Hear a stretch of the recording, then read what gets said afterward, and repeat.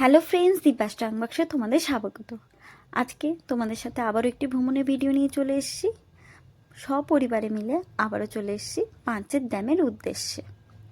এই ড্যামটি অতিক্রম করে নিচে একটি ছোট্ট পার্ক রয়েছে, সেখানে আমরা পিকনিক করতে চলে এসেছি। আমাদের মতো অনেকেই এসেছে, কিন্তু আমরা একটু সকাল সকাল এসেছিলাম, তাই অনেকে ছিল না। এখানে দেখো কতগুলো গাড়ি রাখা রয়েছে, দোলনা রয়েছে, ছোট থেকে বড় সকলেরই ভালো লাগবে।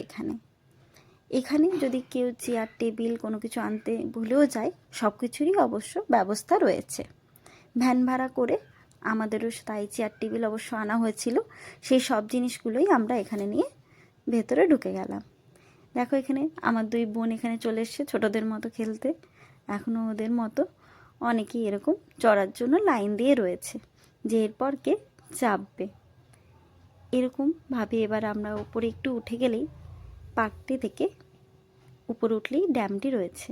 ড্যামের জলটি এতটাই সুন্দর, পরিষ্কার, স্বচ্ছ যে সকলেই দেখলে মুগ্ধ হবে। নদীর চরে কতগুলি ছোট ছোট নৌকা রাখা রয়েছে, সেটা দেখে আরোই সুন্দর লাগছে। কি সুন্দর না লাগছে বলুন তো। রাস্তাটাও এত সুন্দর পরিষ্কার যে 2 মিনিট দাঁড়িয়ে থাকলেও মনটা জুড়িয়ে যাবে। এবার ড্যামের পাশ দিয়ে এবার আমরা যাচ্ছি গড় পঞ্চকোটির উদ্দেশ্যে। এই ড্যামটি দৈর্ঘ্য হচ্ছে 6700 মিটার আর প্রস্থ হচ্ছে 10,067 মিটার, মানে 10.67 মিটার। তার অপোজিট সাইডে রয়েছে সোলার প্যানেল। এই প্যানেলগুলি থেকে বিদ্যুৎ উৎপাদন করা হয়। আপনারা অবশ্য বুঝতেই পাচ্ছেন। এখান থেকে আমরা এবার উপস্থিত হচ্ছি গড় পঞ্চকোটের উদ্দেশ্যে। এটি হচ্ছে ভারতের পশ্চিমবঙ্গের পুরুলিয়া জেলার পঞ্চকোট পাহাড়ের কোলে অবস্থিত। এটি একটি প্রত্নস্থল, অবশ্য এখন বর্তমানে তা অবলুপ্তির পথে। এখান থেকে ছোট ছোট বাঁ দিক ঘেঁষে গেলেই উপরে পাহাড়টিতে ওঠা যায়। অবশ্য পাহাড়টি উঠতে একটু কষ্টই আছে, তাই বয়স্করা যত সম্ভব হয়তো যেতে পারবেন না, কিন্তু অল্প বয়সের জন্য বেশ অ্যাডভেঞ্চার বলাই যেতে পারে। এবার সেখান থেকে আমরা ফেরত চলে এসেছি। সেখান থেকে এসে আবার পার্কের অবস্থাটা দেখতেই পাচ্ছেন। আগের তুলনায় এখন অনেকটাই ভিড় হয়েছে।